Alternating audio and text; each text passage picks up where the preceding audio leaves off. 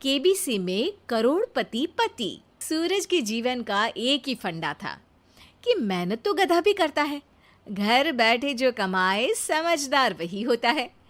इसीलिए उसने कभी नौकरी ही नहीं ढूंढी। इस बात से हालांकि उसकी पत्नी शिखा बिल्कुल भी अग्री नहीं करती थी, पर फिर भी सूरज को समझाना बेकार था। टीवी में कैसे बनोगे करोड़पति का ऐड देखकर उसे लगा कि बस अब तो घर बैठे ही वो करोड़पति बन सकता है, और उसके पीछे उसने अपने सारे सोर्सेस एक्टिव कर दिए। 2 हफ्ते में उसके कलीग के साले के पड़ोसी के बेटे का सोर्स निकलता है जो कि उसे शो में पहुंचा सकता है, और सूरज उससे मिलने चला जाता है। अच्छा, तो हमें मुकेश जी बता रहे थे कि आप हमें शो में पहुंचा सकते हैं। हाँ, उसमें कोई तकलीफ नहीं है। मैं कल अगर कोशिश करूँ तो इसी महीने में आपका नंबर आ जाएगा। अरे ये तो बहुत बढ़िया हो गया। अच्छा, वो सिलेबस और क्वेश्चन पेपर का कोई जुगाड़ है क्या? हैं? उसका तो कोई जुगाड़ नहीं है। तो वो वाकई में कुछ भी पूछ सकते हैं? हाँ, वो तो बच्चन जी पर है, जो पढ़ते हैं वो पूछ लेते हैं। पहली कोशिश फेल होने पर अब सूरज के सामने एक बहुत बड़ा सवाल था कि आखिर जवाब कहाँ से लाए। तब शिखा ने एक सजेशन दिया, क्यों ना सूरज अपने चचेरे भाई सुमित से मदद मांगे, जो कि यूपीएससी की तैयारी कर रहा था।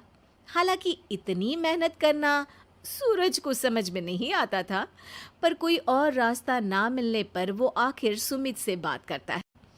अरे सुमित, हमारा कैसे बनोगे करोड़पति के लिए सिलेक्शन होने वाला है। तुम हमें थोड़े चिट बनाने में मदद करोगे क्या? अरे भैया, चिट बनाए तो सालों हो गए, उसमें हमारा एक्सपर्टीज नहीं है, बल्कि आप बोलो तो हम आपकी पढ़ने में ज़रूर मदद कर सकते हैं।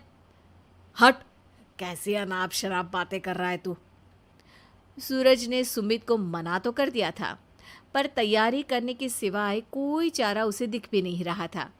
खासकर जब 12 के पेपर लीक करने के एक्सपर्ट शुक्ला जो भी हाथ जोड़ लेते हैं। आखिर सूरज को सुमित के पास जाना ही पड़ा, और उसने सुमित और शिखा से वादा किया कि वो बहुत मेहनत करेगा। 1 महीने की तैयारी के बाद फाइनल हुआ कि शो से 1 हफ्ते पहले एक ट्रायल खेला जाएगा, जहां पर सारे रिश्तेदार ऑडियंस की जगह पर होंगे और शिखा सवाल पूछेगी। दूर दराज से भी रिश्तेदार आकर हाजिर हो गए देखने कि आखिर कैसे बनेगा सुमित करोड़पति। सब कुछ सेट था, और इतने में सूरज आकर अपना स्पीच देता है। ये 1 महीना मेरे लिए आसान नहीं था, पर अपने भाई सुमित और अपनी पत्नी शिखा की मदद से मैं इतनी दूर पहुंच पाया हूँ। मेरे मम्मी पापा के आशीर्वाद ने भी बहुत साथ दिया है मेरा। मैं उम्मीद करता हूँ कि आज के शो में आप लोगों को बहुत मज़ा आएगा। साक्षी पहला सवाल पूछती है और पूरे कमरे में सन्नाटा छा जाता है। इंडिया में कितने स्टेट्स हैं? 3, सॉलिड, लिक्विड और गैस। अरे रुकिए, तो ऑप्शंस तो देने दीजिए।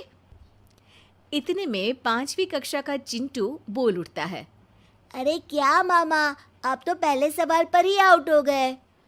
अरे बेटा, पहला सवाल तो ट्रायल होता है ना। अरे तुम अब देखना।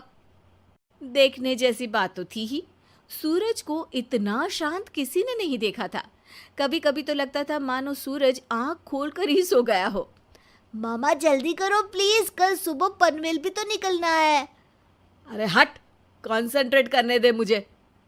3 सवाल में 3 लाइफलाइन खत्म हो चुकी थी, और अब चौथे सवाल पर भी सूरज का मौन नहीं टूटा। पर सूरज अभी भी हार मानने को तैयार नहीं था। उधर हर कोई सूरज को छोड़ सुमित को देख रहे थे। आखिर सुमित ने ही तो पढ़ाया था सूरज को। गजब बेइज्जती है यार। अरे बेटा, तो बाप का, दादा का, भाई का, सबका नाम बुड़वाएगा।